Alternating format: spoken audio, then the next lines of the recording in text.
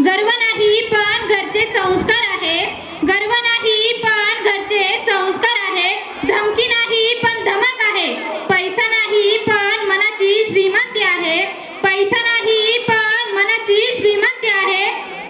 म्हणून तर गर्वाने म्हणते की मी आदिवासी आहे. मित्रांनो, 9 ऑगस्ट जागतिक आदिवासी दिन.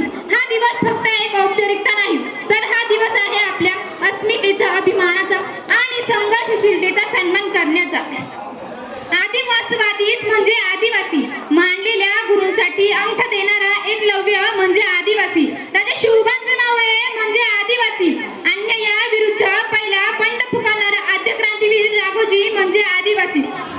सह्याद्रीचे मालक म्हणजे आदिवासी.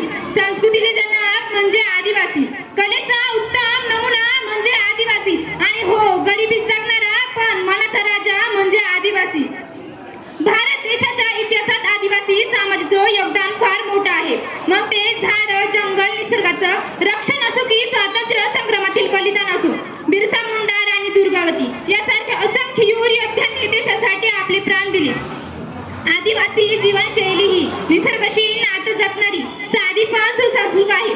त्यांच्या लोककला, लोक संस्कृती, नृत्य, वाद्य, आहार आणि जीवनशैली यामध्ये जगाला शिकवण्यासारखं बरं काही आहे.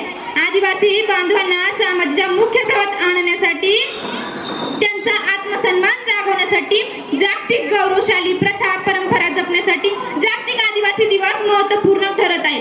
आजच्या दिवशी आपल्याला काही प्रश्नही विचारले हवेत. आपण आदिवासी समाजाच्या अधिकारांसाठी किती जागरूक आहोत? त्यांचे प्रश्न, त्यांचा विकास, शिक्षण, आरोग्य आणि जंगल हक्क यांवर आपण किती गांभीर्याने विचार करतो?